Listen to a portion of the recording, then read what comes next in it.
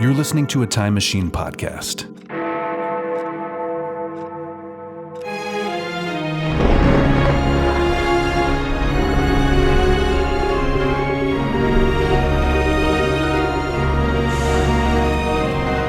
Old Movie Time Machine. An adventure through time and or space.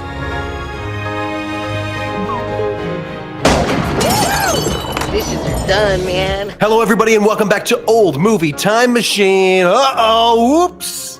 All 90s. Actually, it's just Oops All 90s. I added the that will not be appearing on the cover artwork. It's just Oops All 90s. But we are here talking about, it's mostly a conversation about time, but it's a conversation about time seen through the lens of movies. Mixing some metaphors there, maybe.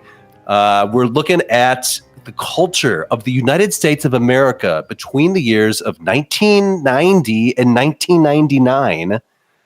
And we're taking a look at what we find there. Now, what is kind of novel about this experience is that all three of us here today, this is Jay-Z, by the way, your host through Time and or Space, joined as ever by Shrishma Naik. Hello. Hey, Shrishi, and my sister and yours from across the Atlantic Ocean, Carolyn Naoroz. Hey, sis. Hey there. Welcome back to the program.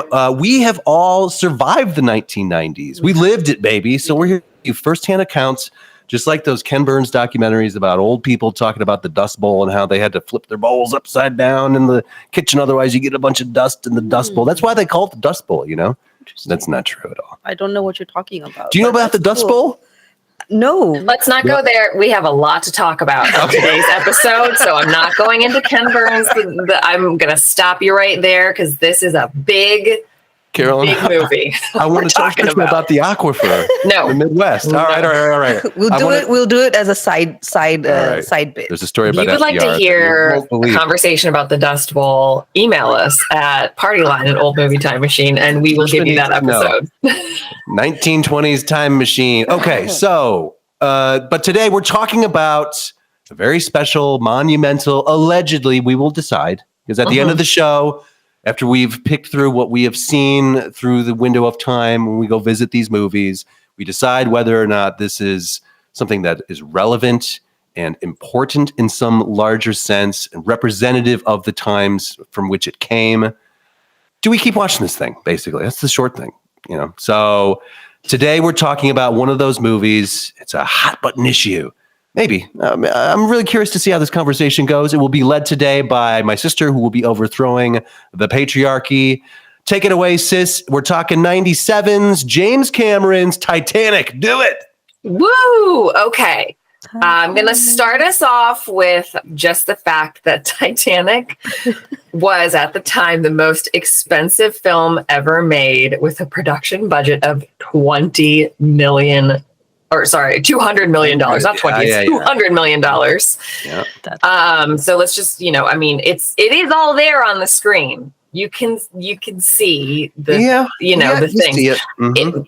We'll discuss whether or not it ended up in the script itself. But I'm also going to give us two different quotes written about Titanic kind of at the time, to put us back in the 1990s, because it was a huge cultural moment worldwide in the 1990s. It was big. It was it was big in Malaysia. Like, right. It was, we felt the effects of this. It was a global phenomenon. It was. Yeah. Yes. So I want to make sure that, that because we will talk a lot about shipwrecks and history and film production and costumes and all these great historical things, which are not about the 1990s. But I also want to acknowledge, before we really rock it off on any of those things, that this was probably one of the most defining movies of the 1990s in a global way. And the amount of memes that we now have from it, and conversations and conspiracy theories it has sparked about whether or not Jack and Rose could both fit on that goddamn door at the end of the movie. Right. Okay. But so I'm going to start us off with two quotes. The first is from Andrew Urban of Urban Cinephile, who said, you will walk out of Titanic not talking about budget or running time, but of its enormous emotive power, big as the engines of the ship itself, determined as its giant propellers to gouge into your heart, and as lasting as the love story that propels it. So that's on one end of our spectrum here. Like, wow, okay. This is great. We love this. We're all about it. Yes, right.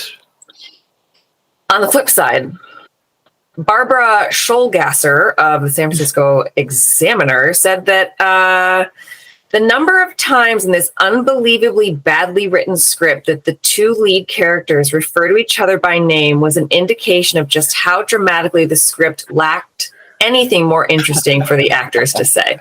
It's kind of true. Rose! Rose! I am including those things because I think that they're personally for me, and you guys, after, got to give your opinion on this. I think both are true. My overall impression of this movie is I still enjoyed watching it.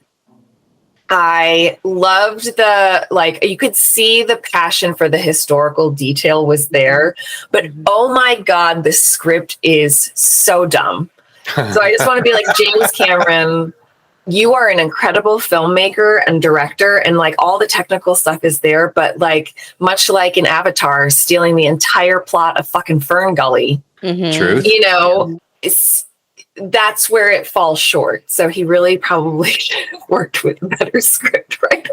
Now, listen, Carolyn, I agree with you 100. But on the other hand, I have to look at I forget what's the box office? Is it $1.7 billion? It's insane. Yes, I think that's pretty correct. When people in Malaysia are going to multiple times to go see this big old boat movie. I saw multiple times in the theater. I saw it multiple times as well. I mean, in the theater? I saw it twice in the theater, yeah. I think I saw it quite a few times.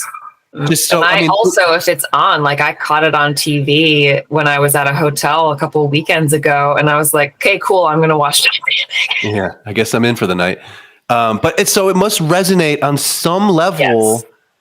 It's just but it is, it's so, there's a dissonance in my brain with it because it's I know that so many people love this thing and it's so big and such a huge part of the culture of that time.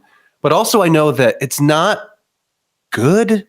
Right. Watching it this time, I didn't care for it in a much more tangible way. Whereas when you first see it, because it was such a moment in time. It was the thing that everybody had been talking about.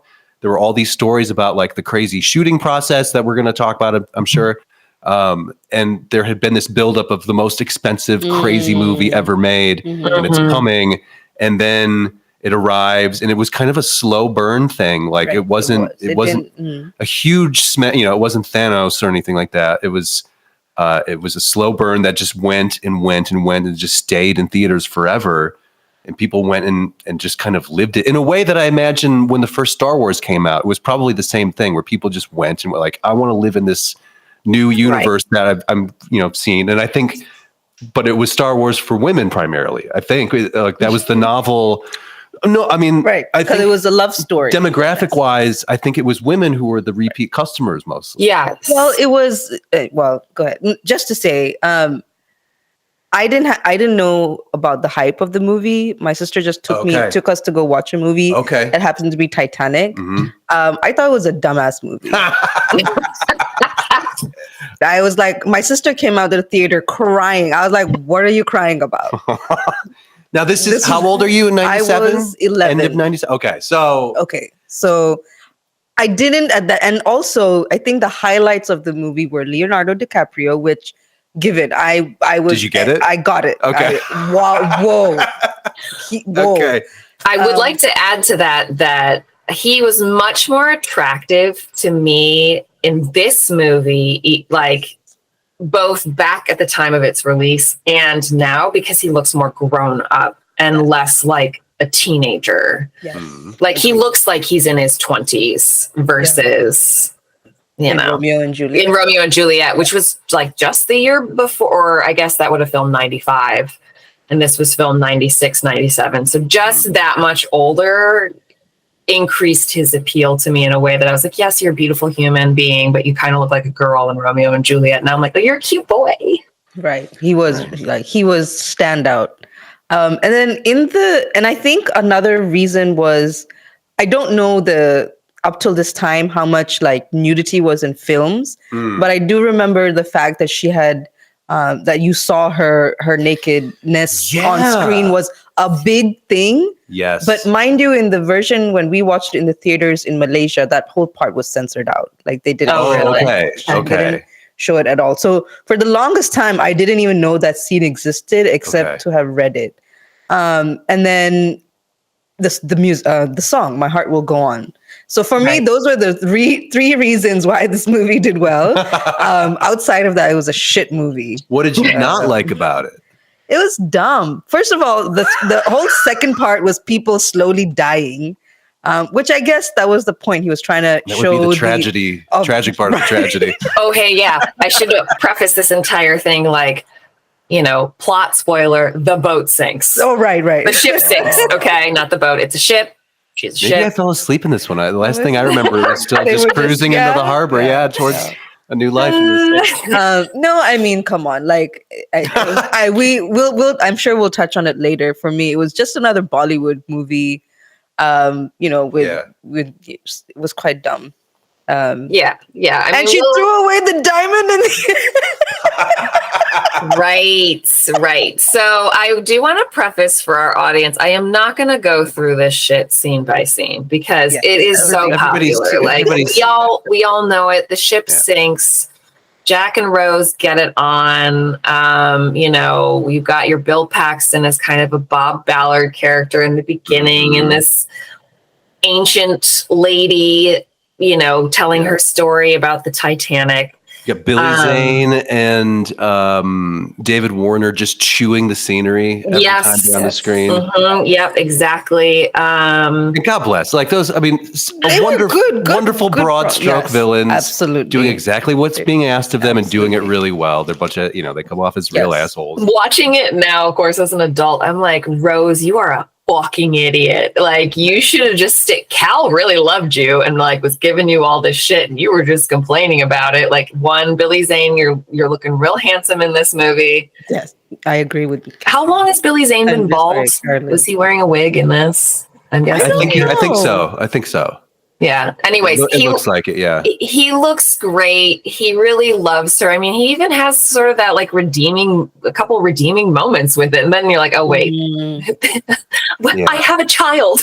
That moment at the end where you're like, I'm just going to grab this random third class passenger child and get on a boat. I mean, hey, whatever. Who knows what any of us would do if a ship was sinking? I just want to mention one since we're talking about Billy Zane. Yeah, let's talk about there's a scene pretty early on when they're settling into their cabin that I think really stands out to me as like a good example of what I'm trying to like wrap my brain around, or my words around anyway, with like the success and the failure, like the mutual success and failure of this movie. And like it hits with so many people, but I walk away empty from it, like emotionally. Like, it doesn't do much for me. I don't connect with it.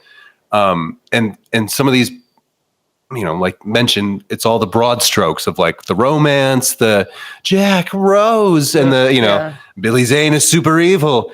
And this is totally brought to light by when they're unpacking the Picassos, like, who is that? Oh, who is this unknown artist or whatever? And you could have picked any artist except Picasso, right? Who is clearly like a number one 20th century artist, right? Like, we all know Picasso, right? But also that's why everybody in the audience is like, oh, of course it's Picasso. Like, I don't know anything about art, but I know Picasso. So it's that like choosing the most obvious option, but it also leads to it being the most successful too. And it's, so on one hand, I admire it because it's like you are pushing the right buttons. But on the other hand, it's like, if you had chosen anybody else, it would be way more interesting and realistic and less high school play, some elements there that have turned me off. I don't know in my modern viewings, but I would say, how many high times school have you? Play is a great way to put it. I think if we kind of take that concept and run with it, because I think the actors are doing their very best with what they've been given. You know, I mean, I have no complaints at all about Kate Winslet and Leo and Billy Zane or any of the people acting any of their roles as actors. No, and I think costumes are A plus. You know, the costumes are great. The historical accuracy of everything on the ship is fantastic. It really, for me, just comes down to the dialogue, given that everything else is at a really high level. What, like, where was Julian Fellows? Right. Yes. Right, exactly. But like, right, you know, like, I don't think we would have Julian Fellows in quite the same way if we didn't have this movie. That's true. Yeah, okay. You guys make a good point, because as soon as I finished watching Titanic, I started watching Downton Abbey, because to me that was the only natural progression. Right. Because I'm in the world of frilly hats. And yes, exactly. And obviously Downton Abbey's like pilot episode, they start off with the Titanic sinking, and it kills off. That's how cousin Matthew even inherits, because. Well, they also mentioned in the first episode, they mentioned J.J. Astor, who was on the ship. They mentioned one of the ladies who they show on the ship. So it was just, that's right. Is that in the pilot? In the pilot. Yeah, it's the pilot. Okay. Got you. Yeah. Carol, whenever you want to, I don't know if now's the time, but like, I have more to say about James Cameron and the task that he set for himself, but I can save it. Just you take it wherever you want. We're going to talk about James Cameron. I kind of want to just very quickly talk about just some big, because this is a broad stroke movie, some big broad strokes about like first class and third class, because we don't see really anything of second class in this. So, true. In this script, and in this, I should say, in this film, you've got this big class distinction. This movie did kind of make it seem like the first class wealthy folks were very frivolous as compared to the third class folks. Like, they were a little bit more romanticized, which is all, all well and good. That's perfectly fine. But the other point I think I would like to make, just a very broad stroke, the romance, and this is, Shrishma, you might want to jump on this with Bollywood. I think that they sank like 4 days out to sea, right? Something like that. Yeah. Something 3 or 4. really that it's right. like 3 or 4 days out to sea. Yeah. So they probably had a romance of like maybe 48 hours. Yeah. But I think it was more like 24 hours. Right. So I just want to point out the fact that Rose, and this is not about Kate Winslet, this is just the character who's on an old lady at the end who, I don't know why she drops that diamond in the ocean. That makes no utter sense whatsoever. But how would you feel if you had married that woman, and like when she dies and goes to heaven, she goes back to this 24-hour romance on the Titanic? Like, that's what she wants to see. Well, I mean, she lived a whole big life. Maybe when we're 90 whatever years old, maybe we'll be thinking about our high school crush or something like that. Maybe that's how we have this tendency to obviously romanticize what we don't actually have. So because that was so beautiful in that short period, and it was so good for that period of time, it's always going to be a good memory. So that's where you always go. But reality is, what you have, it kind of becomes boring after a while. So you start picking out the problems with it. So it's this, But thinking back to a previous time, and especially the further away it gets, the easier it is. Easier you're creating your fantasy. And I mean, if she loved that man for 24 hours, I guess. Well, I mean, let's be real. It's Leo. He drew her. It's prime Leo. Draw me, Jack. Yeah. They had he's drawn some really intimate moments, who could resist? Oh my gosh. But yeah, I mean, in reality, this was like a 24-hour romance. It was. Yeah. That is, just to put that in context. And I just And just to say, like, I feel like that was like in the 90s, those were the kind of romances that were portrayed, like these. Yeah. Even in Bollywood, I would say, and I feel like it's true in Hollywood as well, like these be all end all kind of romances, like all in, it's so high emotion and energy, and I'm gonna leave my entire current life behind. And I don't care what your financial status is, and I don't care what you can offer me in the future. We'll live and eat love. Like those are the kind of romances that was sold to us in the 90s. I feel. Have you ever seen Before Sunrise or Before Sunset? Okay, I vaguely remember. We might have to watch at least one of those series, because it is that same thing of just like two people and a night together, and like how that unfolds and how they're, which I think is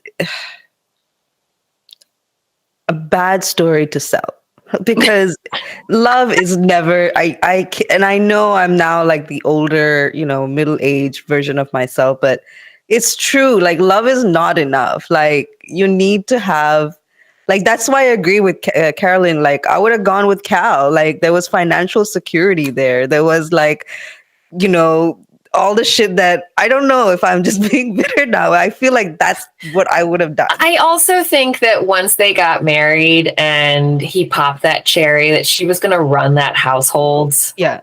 So, and this, it's hard to live in the world that we live in without money. I just don't know how else to. And it was really hard to live at that time without money. As we see through the eyes of a young Jack Dawson who has to gamble his way onto a ship onto the Grand Titanic and a new life in the U.S. Right. Returning home, trying to save some scratch to get back from old shitty Europe. Right. Old shitty Europe. Yeah. So you never know. Maybe he had some estate in old Wichita Falls that maybe he would have come into or something. Yeah. Yeah, I mean, but this romance, it's epic. It's so 90s. It's so 90s. And what makes it so 90s? Why would you say that? Well, like Shrishma just said, like that all or nothing. I guess that's true. Like you don't see that kind. Well, I don't know. I haven't seen a romance movie like that in a long time. I feel like with that, it's more leveled. It's more like. So do what's best for ourselves. This would have been okay. You know what I mean? If you think about the 90s and sort of like the audience of the time, this is just when like HBO was kind of hitting its stride with like The Sopranos, where you have morally ambiguous characters that are becoming a thing, that are more calculating. So this in the movie theater was a little bit more of like an innocent, pure time, as stupid as that sounds, but sure. that is a good way to put it as well. Yeah, like the baby boomers were young. Yeah. And still I feel like if you think about that time period, this is before streaming, when you had to go to the theater to see it over and over again if you wanted to see it, because it was going to come out on VHS. Two tapes. 2 tapes of VHS. Now, which we had at our house growing up. Yep. And so I've probably seen this movie, I would say at least 7 or 8 times, like start to finish. I'm legit watching this. So I've seen this film plenty. Yeah, that's all I'll say for now. But so I think did you like it? Sorry, go ahead. Oh, yeah, go ahead. No, I was just gonna. Did you like it when you first watched it? When it first came out? Yeah. I liked, yes. I mean, enough to go twice. I think one time was even a date, maybe. I don't know. But trying to put some jack moves on her. Well, that was the thing, is like a young man. I mean, the Leo effect, like you could feel it. It was just like all of a sudden, like, oh, so every girl likes that guy. And then you're like, can I be that guy? Like, how can I be that guy? Did you draw her? I mean, I've got my lines. I've got my moves. Draw me, Jack. There's something about, but I definitely tried to wear suspenders. Because that was a look, right? That was like his look in that movie. Yep. And again, we talked about the haircut last time, but like the hair, obviously it's like, I could never quite get there. But that was huge. his eyebrows, it's like, well, I mean, like, I just don't have eyebrows like that. I'll never look like this man. It's crazy. Right. But if that's all anybody wanted, only he can look like Leo. I know, but it's tough to compete with, you can't. Pretty magnificent. As a 15, 16-year-old, it's like, shit. I'm sorry that's what you have to live up to. Yeah, it was tough times. Yes. We had similar white role models to live up to. Yeah, I was going to say, I think the rest of the world probably had it even worse. That's true. But let's pivot from this romance of gigantic proportions that looms large. Just want to say one point. Yes. The whole sex scene in the car, I think that was pretty iconic. Definitely, I think everyone wanted to proceed to do it in the car. And should give it a try at least once in their lives. If you've never done it, you should, put it on the list. But I think one of the things that's great about it is that she is like and this is, I'm sure, where like the class thing kind of plays out, is that he doesn't put the moves on her except to just say, make it count, right? That's like his one play. And then she puts the moves on him the rest of the time. She does. And it's her saying, get in the back seat of this car. That's true. She has the agency there, which is right. Which is kind of, I think, also it's kind of nice to see as a young woman, like some liberating, like, oh, if I want something, I don't necessarily have to wait for them to make the move. Right. And granted, there's a class difference here that plays into that role. Yeah, that's true. Different levers there. I will say that the sex scene and the drawing and the boobs and all of that, which, spectacular, Kate, well done. But I think that, especially as a teenager, like it was awesome that this movie was so big and important that you could go see boobs safely. And it wasn't weird. It was just like, well, this is cinema. Right. It's like, we're seeing these tits and it's great, and and everyone's here watching together. I like it, but we're all here. That's the thing. Billions of us are looking at these boobs at the same time and enjoying them having female agency and in the backseat of that car, and it made it okay to rather than an uncomfortable situation where you're watching something with a parent or whatever, and the grandeur of the film itself made it easier to enjoy the dirtier parts. Right. And I think this was only PG-13 maybe? I think so. Yeah. Okay. The boobs would have had to have been, yeah. I think what's also kind of, we should probably hit on before we move on from the nudity of this movie, because there's a lot more to talk about. But, I have seen over the years since this movie's release that, certainly Kate Winslet had a lot of commentary on her physique. And, whether that was people saying that she was the right body type, not the right body type, whatever. I just want to go on record and saying she was beautiful then, beautiful now, totally, empowering. I mean, as much as she looks amazing. She looks great. What was anybody talking about? But that's the thing, though, because she wasn't like anorexic looking. I'm not sure.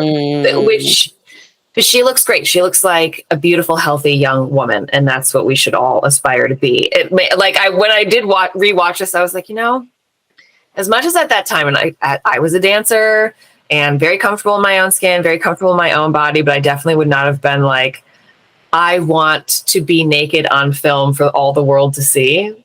Now in my 40-year-old body, I'm like, God damn, I should have done that when I was 20.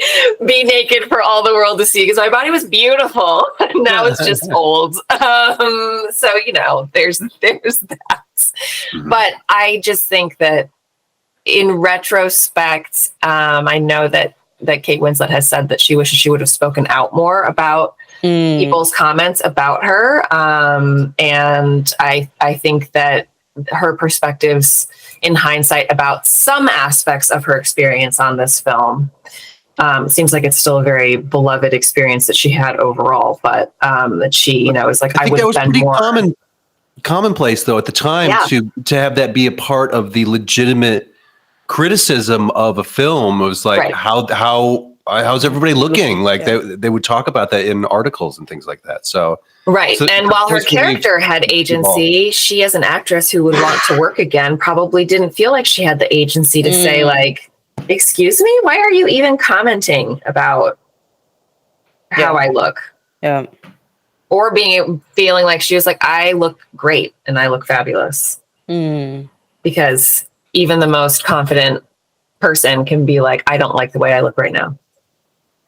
Yeah. Anyway, anyway, I felt she looked great. She was amazing. Big fan of Kate Winslet. Huge fan. Always. Even today, I mean, I've seen her recently. I feel she was in something. Did you see the cop show that she did? The Pennsylvania. Is that Mare? Mare. Yeah, Mare's great. Yes, and I also started watching The Regime. Oh, I don't know that. I haven't seen that. It's new on HBO, starring Miss Winslet. Anyway, adore her. She looks fantastic. Is all I want to say. I mean, always has. Yep. Always has. Always will. But let's move on from nudity and romance, and let's talk about the real nerdy stuff here. Justin. Let's talk about Justin. I'm going to let you loose. Yeah. What would you like to know? Let's talk about shipwrecks and technical movie making, which as much as I don't like the script, James, I really I totally do appreciate this film from a technical filmmaking aspect of like special effects and recreating, the ship itself and, all of that kind of stuff. I mean, I think he's got a big vision and I know he's a big shipwreck nerd and that's kind of why he wanted to make this movie. Definitely. So let's hear about it. Jay-Z, I'm going to open the floor to the nerd, the nerd in you for the nerd in us. It's a pleasure to be here. Thank you so much for accepting me and my kind on your program. I'd like to divide this part into two, really. We'll talk Titanic, the actual ship and the wreck discovery first, and then we'll go to James Cameron. They're very tightly linked. So I think I discussed it last time, but when I was a kid, I was very into the Titanic. So the Titanic was discovered before the movie? Yeah, well before the movie. Okay. So the Titanic was discovered, I think in 1986, if I'm not mistaken, by the guy we saw at the end of Sequest. I thought it was 95 or 85. It could be 85. That could very well be the case. I'm really just kind of pulling from memory here, but it's mid 80s. It's discovered, and by this man Bob Ballard from Woods Hole Institute, Oceanographic Institute, and we see him at the end of Sequest explaining the bounty of the seas and the future and all this, and so he becomes sort of a mouthpiece for oceanography, and this is a very big and famous story, the discovery of the wreck, because it had been we're coming up on 100 years that had been missing, and so he publishes a book called Exploring the Titanic in 1988, which is the book that I had when I was a boy. So I'm, 7, 8 years old. And I found this book online. It's great. I have a digital copy of it. You can rent it from the Internet Archive. And it's just got a lot of amazing photographs in it and a lot of diagrams that I thought were very powerful as a kid. So the one I have pulled up here is the scale of the Titanic compared to the pyramids and various other large buildings, cathedrals that were around at the time, just to see how big it was. And then to see all the photographs of the various elements and pieces of the ship being built and everything. I was just fascinated by it. And there are a lot of diagrams about how far down the wreck is, and then they chart like how it splits in two, and like everything you see in the movie basically comes from this book. And so we get the story of Bob Ballard and his team of researchers, and they discover these worms at these deep sea vents that like indicate primal life and things like all these scientific discoveries. And then you get to this idea of finding the Titanic wreck, and then you learn. And this book's maybe like 90 pages or something like that, but like well illustrated, like big picture book, nicely done. And then you learn all about the pressures of deep sea exploration and how they had to build special submarines to get down there and find basically it. Like trying to go to space. It's that dangerous. Exactly.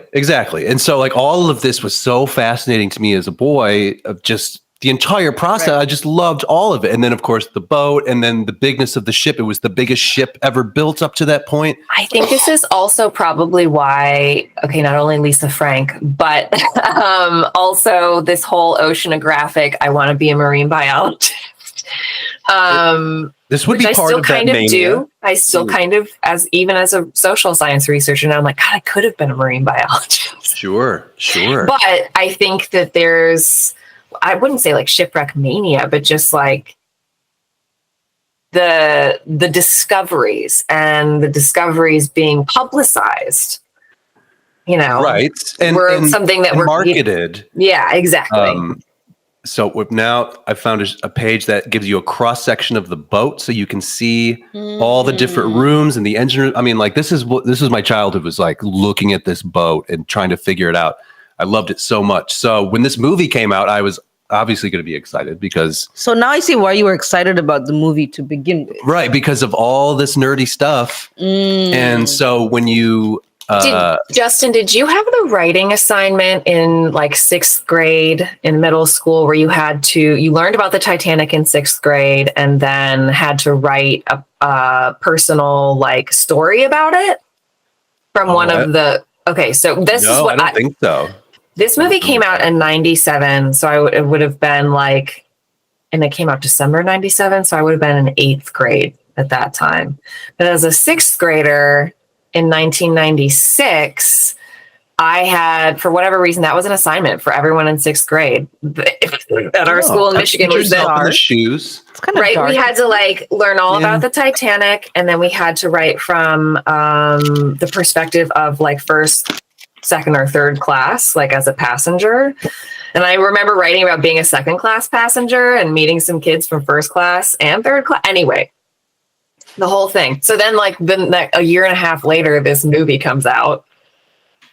So I had already done like you, Justin, like I had to do all this research and like look at all these cross sections. And like, it was something that I think was in our household, and like watching like some documentary on Bob Ballard discovering that. Right. Bob Ballard's a household name. Like what world are we living in here? And this is a picture of the team, the actual team. So, this is, I mean, they look like the characters in the movie, right? Yeah, so, I mean, you can, you get the idea. Yep.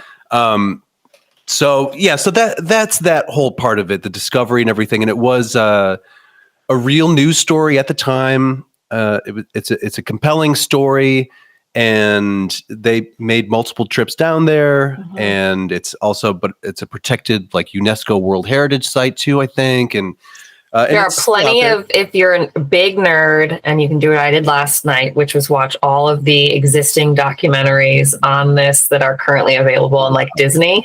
Okay, great.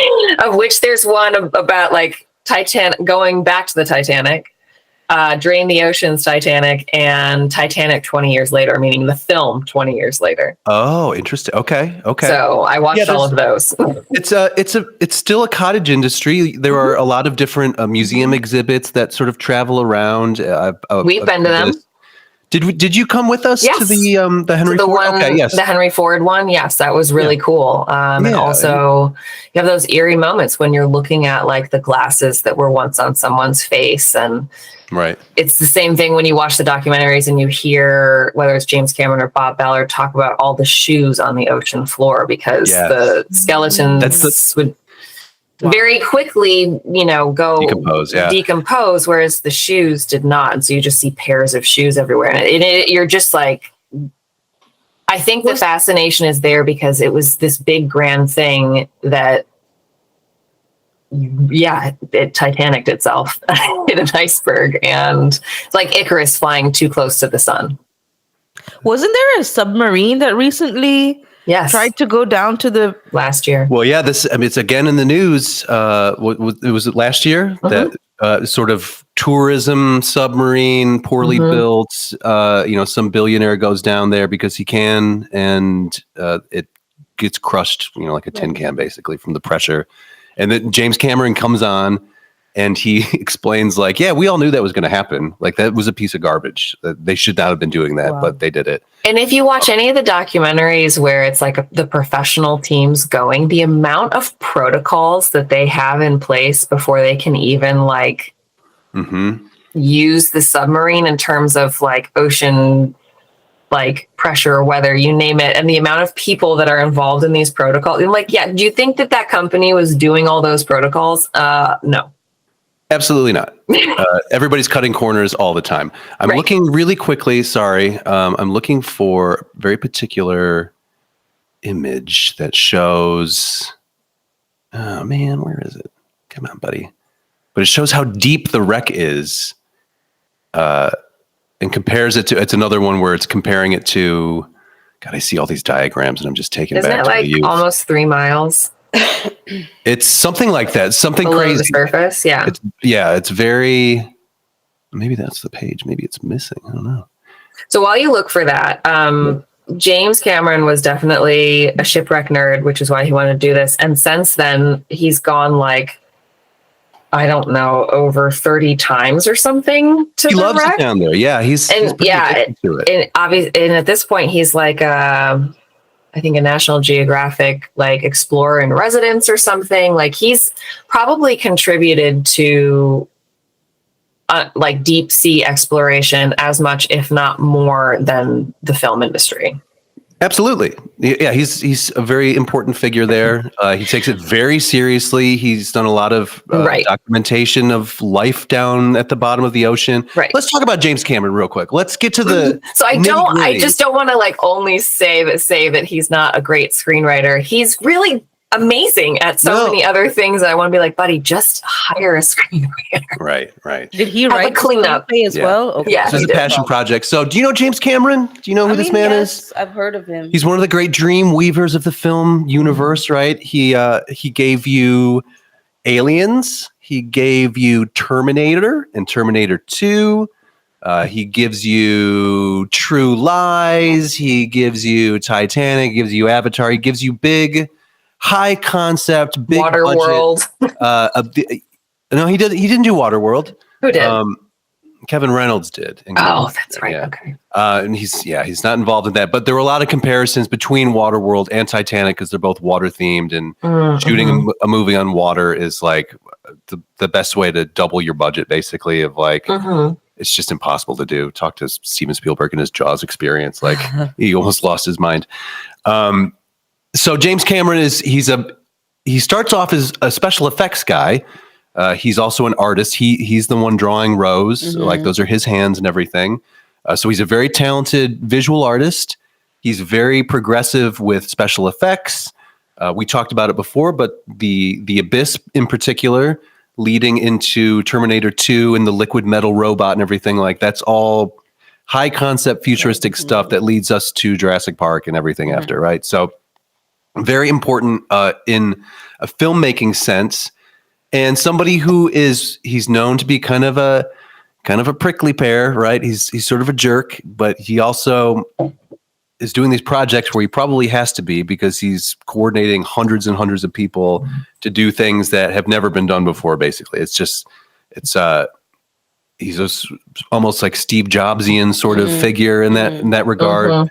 I'm going to set the bar really high, and we're gonna get there, but it's going to be everything we're going to have to invent from scratch, basically, to get there. So this particular picture, I mean, it's a huge task on his plate that he has to do because he has to tell you in his storytelling. He has to, we start with the Discovery and the Ballard characters, the sea. I mean, they're not the Ballard characters. That's an unfair comparison because they're kind of like treasure hunters. Yeah, yes. Right. But so trying to make sure that the script is as accurate as possible with the actual timeline and the like what happened when potentially with the sinking of like hitting the iceberg, sinking of the ship, as well as like making sure that this big romance is playing out along a correct historical timeline. Yeah, he has to balance out all of these things. He has to get the audience into the idea of the Titanic. He has to tell the story of what happens on that night. So that's when we get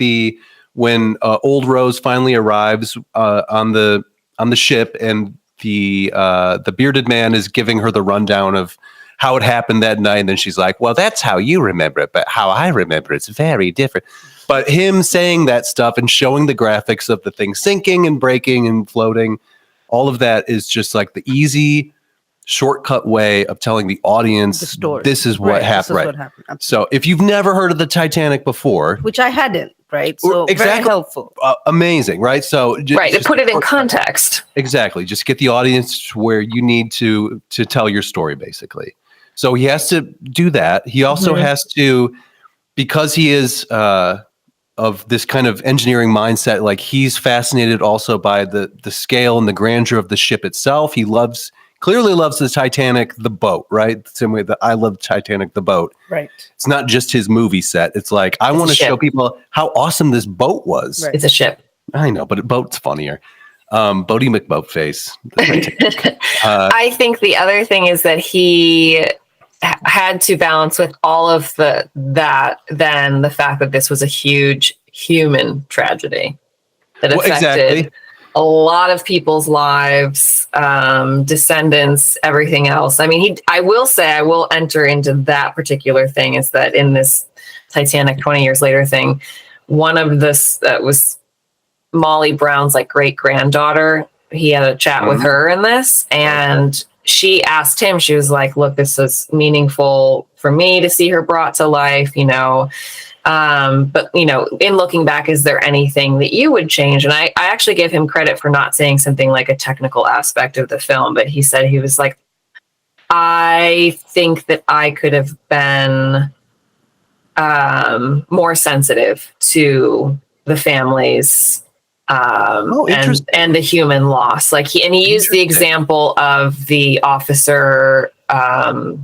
can't remember the officer's name, but the one that ended up committing suicide after he shot someone. Yep. That's a real person with a real name. And he took liberties with that scene. And he's saying, in hindsight, I would like to have done a better job with the actual human loss side of it. And I think in the context of all the things there is to balance in this, he did a good job. That's what I'm thinking. I feel like, you understood that it was a tragedy, right? Like you can't zoom in on each person.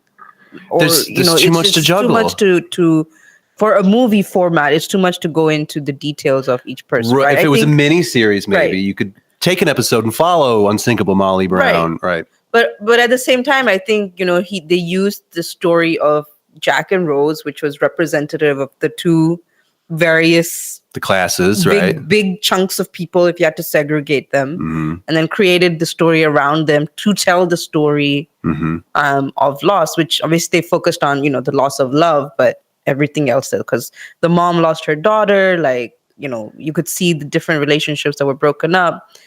But at the same time, as someone who's not invested in the boat or the story of Titanic, it's just another story. Even I feel, and I just described how much I love the actual Titanic, but also I don't feel bad about the fact that he took dramatic license with some of these stories. I mean, I feel like being a little hard on yourself, James. You did a great job. You did as well as anybody could do, especially under the circumstances of coordinating all these people. So, but he's got to juggle, the class issues between below decks and above decks. He has to give you these sort of like mini stories of the actual events that are critical, whether, the captain's decisions, the decisions of the telegram operators, trying to get help. And then the decision making of the people who built and own the boat and how they want to deal with what has just happened. So you're getting all these things. You have to set up all of these people, no matter how small the role, explain why they're there to the audience. So we have the big dinner scenes where we're seeing people talk about like, oh, so-and-so designed the Titanic. And yes, she's the biggest thing ever, But they also, I feel like, there was a lot of coal on the ship. Like I know they were going into water, but I felt there should have been more explosions. Like, well, I mean, because there was part of the there was a lot of maybe not. I don't know, because they were coal furnaces, furnaces, right. And at some point, if something had broken off, wouldn't it have triggered like if there had been some kind of pressure issue? Possibly, but it was in the water. Cold water, yeah. Yeah, that's what I was thinking. Maybe it's just that the water. Yeah, and I think that the water takes the generators, kills the electricity eventually, so it loses the lights. Have you ever watched the Titanic sink? You can watch it on YouTube. Just set it up. It's like 3 hours long. You could just watch it go like this, and then. Why do they have it on video? It's a CG recreation, and it's just sort of like a vibe background type of thing you can do. That's a weird vibe. That's pretty. It is weird. It's kind of interesting to see. I'm not saying I haven't watched it. Have you set it as a vibe in your background? Justin! I like the Titanic. Not going to apologize for it. Listen, okay, so let's go back to James Cameron. So those are the storytelling elements, and also this romance, and also the larger meta story of the Bill Paxton characters and Old Rose and all that. So he shoots this down in Mexico, in the waters of Mexico. So the climate's nice. They also build I think the largest tank in film history to shoot the water stuff. Don't they rebuild the boat? Yeah, they rebuilt half the boat to pretty close, not to exact scale, but pretty close scale. And for whatever, I can't remember the actual reason. It's so stupid. I have all this trivia loaded in my brain for fucking decades, but they only built one side of the ship, and they needed it to be the other side. So they shot everything backwards and then flipped the film. So all of the words on the trucks that you see being loaded on the Titanic at the beginning, they're all backwards. And then they just flip the film, and all of a sudden you can read it. So little bits of trivia like that. This was a painful shoot, water shoot, and also all the special effects and everything that they're still inventing, which hold up fairly well. I think they do a pretty good job. Pretty well. I mean, you can see the seams, but it's 96, 97. Like, that's just the times, right? So, so complicated shoot, and everybody's exhausted, very expensive film to make. And then it's released, and it starts to hit with people, especially women or people who like romances, and it becomes one of the great romance films of all time, I guess. So they just like Leonardo DiCaprio. It was not a big part of it. It's not even the romance of the story. You think it's all Leo-mania drove Titanic's 100%. Success? I think also the Titanic. I mean, also I'm Mr. Titanic, but people like things that are really big or really small. Like, I think we're fascinated by, the biggest thing in the universe. I always was anyway. I think that there's also an attractiveness, at least there was for me then, there still is now, that the fact that this is, the romance isn't true, but that the event was true, right? Is true. And that there was, this story, albeit maybe not with the best dialogue, was interwoven throughout true events with true people. So that, as a filmmaker, that they, and as a crew of filmmakers, because obviously James Cameron did not do this alone, they could take the license they needed to kind of take us through these different parts of the ship that we wouldn't otherwise go to. I think, like, even when they're running through like the boiler rooms, and there's some of those things that, like, if it weren't for the fact that those are made up characters, who the fuck would be running down in the boiler room? No one. Yeah. No one. Also, but we get to see that because those characters do. Right. The entire third act, by the way, when they're like still on the ship, but it's filled with water, like that water would be so cold. Yeah. They'd be dead so fast. I felt cold the whole, and then that's probably one of the other reasons I didn't like the third half, of the movie. It's just, I can feel the cold. Oh, so it works for you. Yeah, because I just knew, and especially like when I watched it this time, I know how cold the shit can get. Right. So I was like, just get me into a warm place. Like, well, and to his credit, Cameron, being the detail-oriented man who's worried about not portraying the suicide properly for the real person in his movie, he adds digital breath to all those scenes, which is critical to like bringing that to reality. I think he even went back years later and changed the stars in the sky that they're floating under, because Neil deGrasse Tyson came out and was like, that's not actually what the sky would look like if at that point in the evening. So Cameron's a perfectionist, so like he had to go. He was.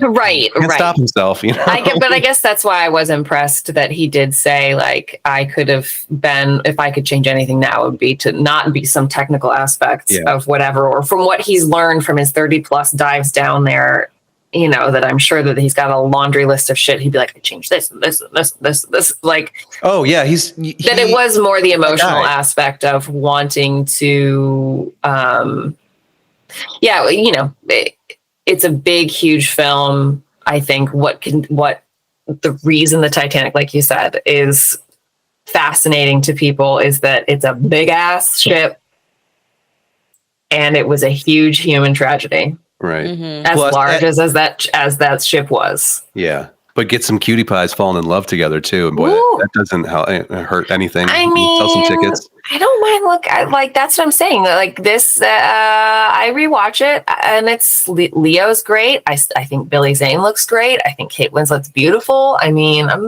it's attractive human beings. All this leads me to say is that for as much as I can bitch about the broad strokes of Titanic and how, you know, he chose Picasso instead of Monet or whatever, he did as good a job as anybody could do with all the different things he has to juggle to tell this story. And also, I guess this is a fairly novel film in his canon in how he treats women, or maybe not how he treats them, but traditionally in his films, like if you go back to Aliens with Sigourney Weaver or Linda Hamilton in the Terminator movies, what's her face from Aliens as well, but like he likes tough, strong, like really physically fit, aggressive women in his, you know, to like pilot his films. And you don't think that Rose was? I think she's much more traditionally feminine. Yes, but I think she had a really strong personality. Of course, but this is just a different. She wasn't all like buff and like punch and Cal. I mean, she gives the slap or whatever, but it's much more traditional, I guess. I'm not saying it's good or bad one way or the other. It's different for him. I thought like this is a much more traditional romance than he would normally veer to. So I guess it's kind of like an artistic bold step for him to make the decision of like, okay, I'm not going to make Rose be some hard ass fucking sexy motherfucker. Right. I'm going to make her be a woman of her times, but also have this sense of herself and her agency and everything. And we'll try to bring that to life. So I don't know. That's a bold choice for him to not be Mr. Tough Guy, machine guns, and to be more romantic. I think that's a bold step that paid off for him. Right. Another film that is kind of like this from the 1990s that I'm really looking forward to watching, that's kind of a departure for the director, is The Age of Innocence by Martin Scorsese. Yeah, I'd love to. I've never seen it, so we'll have to put it on the list, you know? Yeah. So, excellent. I want to be mindful of our time and the fact that even though this is a Titanic-sized film, that we are also not try to be shorter than the movie. Do we need to address the question of could they have both fit on the door? That was what I was going to end with, actually. Yes, so we can go there right now because I think we've covered. I think maybe one thing before that is then the music, which is I would say that the song "My Heart Will Go On" by Celine Dion, it was sank into my psyche. I feel it was so overplayed, but it was. I still think it's such a great song, for whatever it's worth, and it just unlocked so many like 90s moments in my mind. Like I've forgotten some moments. Like the 90s vibes like came out real strong. Yeah, when that song it's played. such a meme, 90s meme, and the whole. I'm the king of the world. King of the world. And I'm flying Jack. And all of that. So great. Yes, I totally agreed. That the only comp I can think of would be from The Bodyguard, the "I Will Always Love You." Right. Like same level of like where it's just everywhere. Yes, you can't escape it, and you love it too. It's so good. Yeah. The rest of the score, though, incorporating a lot of.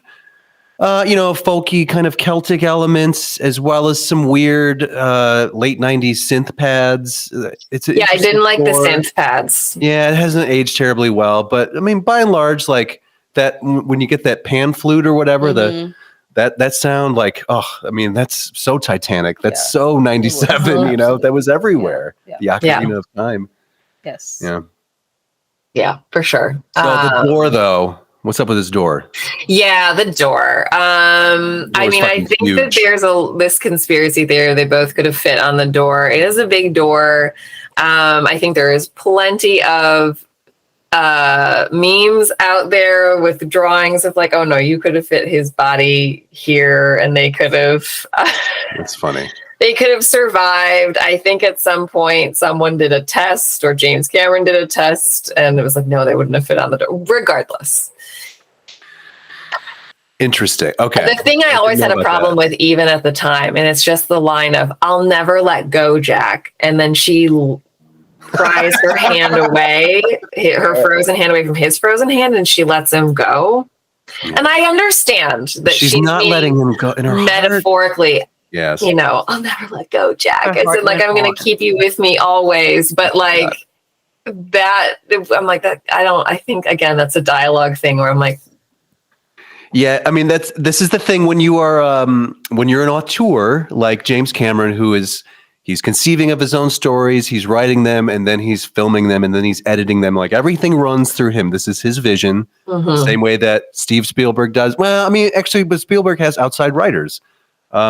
Same thing with Scorsese most of the time.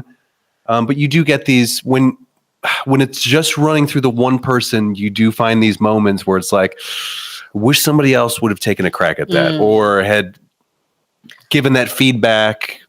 I feel like the thing with the door, I think they both could have fit on the door, but the act of getting them both on the door was probably what the problem was. Like he couldn't have hoisted himself without tipping the door? Or her tipping over. Okay. Or like... I think if they both tried to get on it from opposite sides, they would have had a better chance.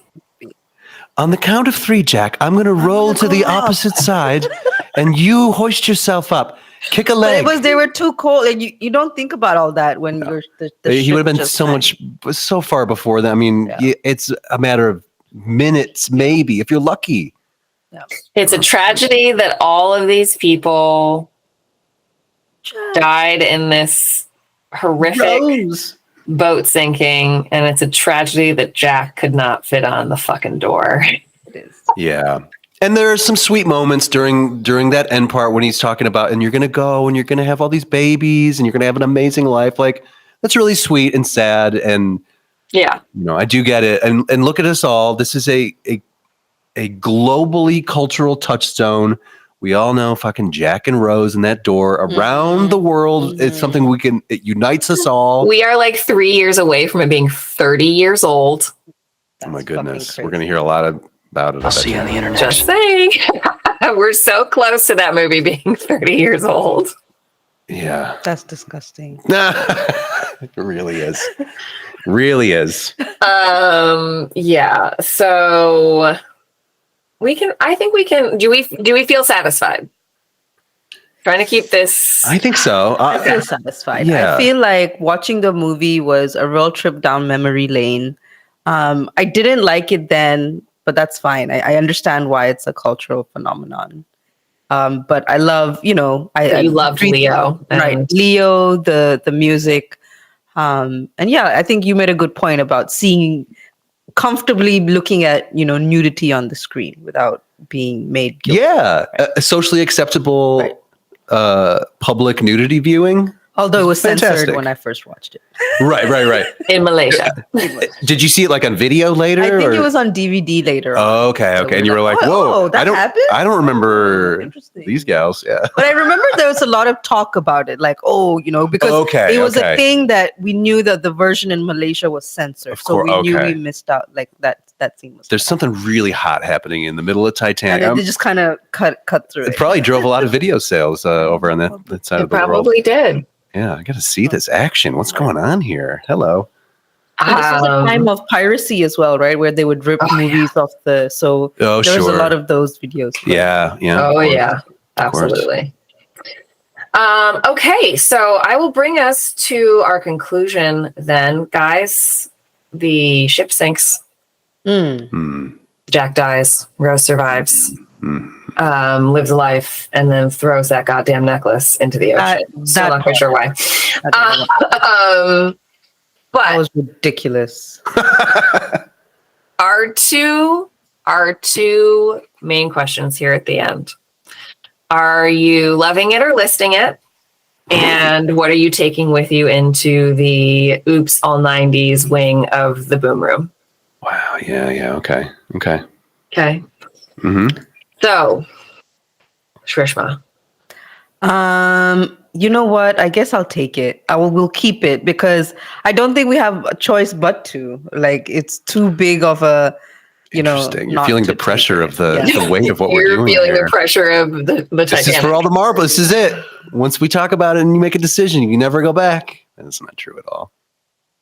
Yeah, we'll keep it. It's fine. Okay. It's a perfectly harmless movie. Lovely. And my artifact has to be the heart of the diamond. The what? Heart of the ocean. Yeah.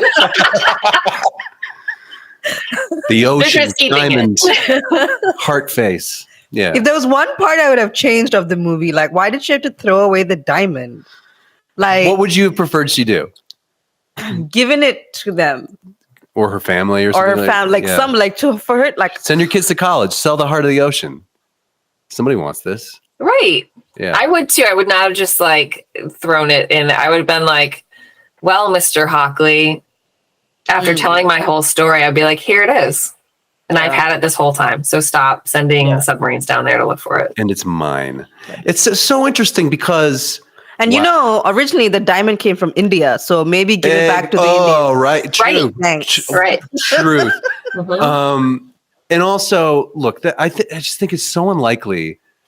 Like, what a charmed life this woman has led, apparently, where she's never been in a position where I need some money. Which is interesting. Where did that money come from? Where she shows up with nothing. Right, exactly. And starts a new life. Like, all right. And really, we need a story about that. Yeah. We do need the Titanic sequel. Titanic 2, Rose finds an apartment. That's so good. Maybe she goes to Downton. Sure. Oh, she went back other to side. the UK. Other side. That's true. Yeah. Exactly. So, Justin. Yeah, this might blow your mind.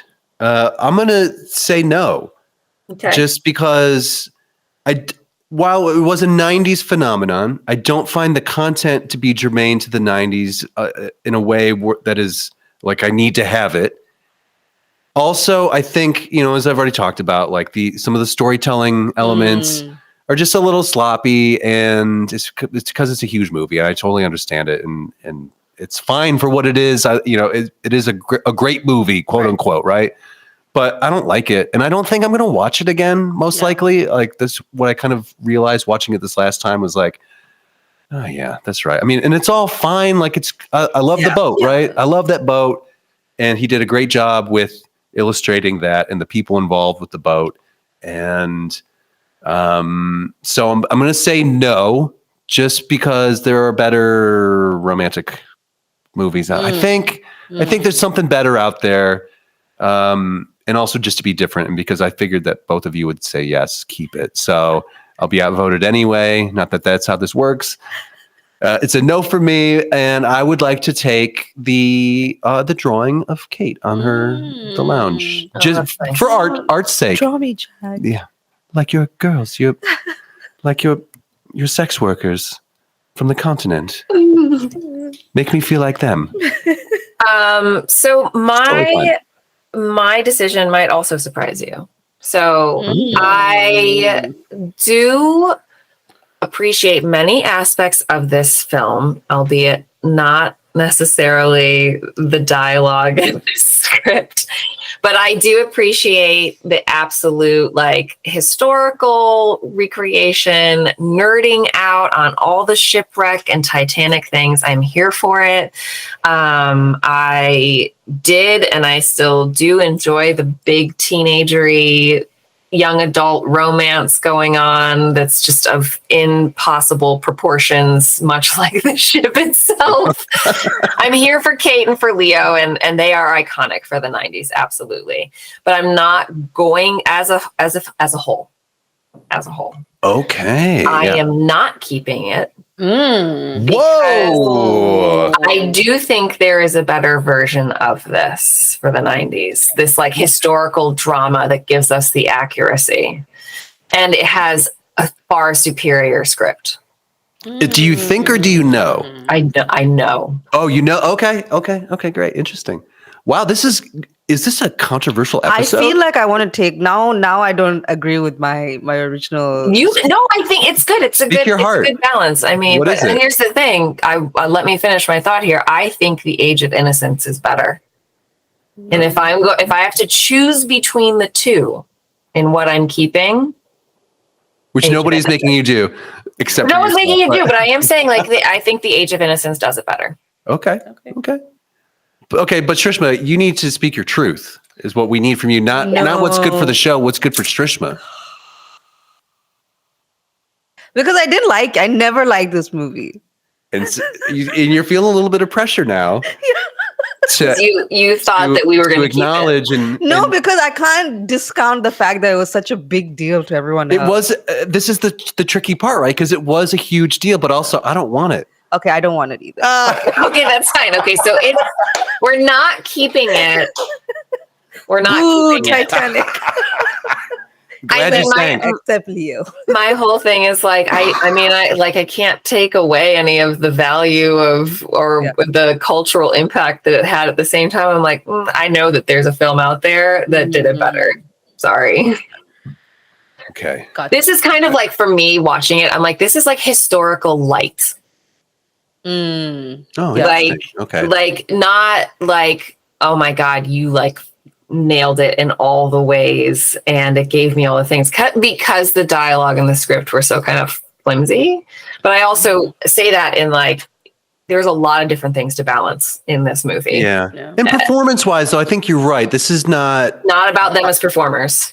No, but I do think there's something to this where Leo's performance, he's acting like a 90s dude. He's not acting like a 1912 dude. Like his whole vibe is like, it's 1996, and I'm Leonardo DiCaprio. Right. And I'm going to charm your pants right off, like this is what I do. So that's why I say it's like history or like historical drama light, because there are and also in the same regard, Kate's, being empowered and, finding her own power as a woman and her own agency, like that shit wasn't happening back then. Like that's true. In reality, like definitely not as a daughter. You weren't finding that until you were married. And certainly not in the same way that she does, which is much more, girl powery and riot girly or whatever. Do I get to pick my artifact? Yes. Yeah, of course. Okay. I wish you would. Is it the shoes from the dead people? No, it's not the shoes at the bottom of the ocean. I would like to keep that robe she's wearing before having her portrait drawn, which is kind of like monarch butterfly, like beaded black sheer. It's got so like as a costume, it is gorgeous. Okay. You got it. Nice. It's going in. Great. So that's Titanic, everyone. Well done. Thank you so much for guiding us on this tour of the Titanic. We have not. By White Star Lines. By White Star Lines, yes. So what's up next? I don't know who. It's Shrishma's choice, right? It is my choice. Okay. You got it all queued up for us? What are we watching? I have something. Okay. I am psyched. I don't know. We've never talked about this movie, I don't think. So I don't know if I'm going to surprise you guys or you like, what the fuck is she talking about? So we'll try. But it was one of the movies that stuck out to me that I remember. I believe it came out in 1993. And I also want to make a case that 1993 was a good year for movies. Fabulous year. Okay. Incredible. Angels in the Outfield. Wow. Okay. This is fantastic. You got it. I love it's been a minute. That's the movie we're watching. I used to have the poster up on my wall in my bedroom. I love that movie. Okay. This is great. Okay. Angels in the Outfield. You got it. Christopher Lloyd at his finest. Yep. And that's it for the week, I guess. Well done. We handled the mighty Titanic. Good job to everybody involved with Titanic, both the actual ship itself. I mean, even though it sank immediately, right? But still, it was a beautiful ship. They made a good effort. 2 weeks it existed. I guess. They did. And even though the failure of their effort killed a lot of people. Well, there was another ship about the same size, like a sister ship, sort of, that did successfully sail. So, I mean, they got close. What was that one called? That's a great question. Yes, I think it was the Olympic. And then there might have been a third one in process or something like that. I have to go back to my book. Thumbs up to Bob Ballard and his book, Exploring the Titanic. It's been a pleasure to revisit Bob that. Ballard, it's been a pleasure to be a fan of yours for 40 years. For real, of all the weird ephemeral figures in your life, you rarely think of a Dr. Bob Ballard, but maybe we should. Maybe he's the one we want on the podcast. Hey, Bob Ballard. James Cameron, you can keep your opinions to yourself. We don't need to talk to you. We already know what your deal is. But Bob Ballard, we're going to offer you a Wincott. If you want to come on at any time, just like Michael Wincott, we're available to you. Just email us, partyline@oldmovietimemachine.com, right? Is that what it is? Oldmovietimemachine.com? Yeah, I'm waiting for Bob to go searching for Amelia Earhart's plane. Oh, okay. He went to look for some of this stuff, but then they just located a plane. And I need to know, like we've been talking about, if this is her plane or not. And I want Bob to go back to figure it out for me. So it's comforting to know that Bob Ballard is still out there looking for stuff. Still looking. I like to know. I mean, there's some constants in the world, in my life, my 40 plus years. Bob Ballard is still out there looking for stuff that people can't find. That's nice to know. It's great. There's something consistent, a constant in this world. And he also told us about the internet and the fiber optic cable. He really did. He really foresaw all that stuff pretty accurately. He did, yes. So on the internet. See you. All right, everyone. We'll see you on the internet. Yes, great job, sis. Thank you so much for hosting. Shrishma, thank you so much for co-hosting. You guys are the best in the biz at showing up and doing this thing that we do. And so until then, when we're watching, say it again. Angels in the Outfield. Angels in the Outfield. Please never forget that this has been Old Movie Time Machine. Oops. Uh-oh. Whoops. Again, all 90s. And then you play My Heart Will Go On. That's right. We'll see you on the internet.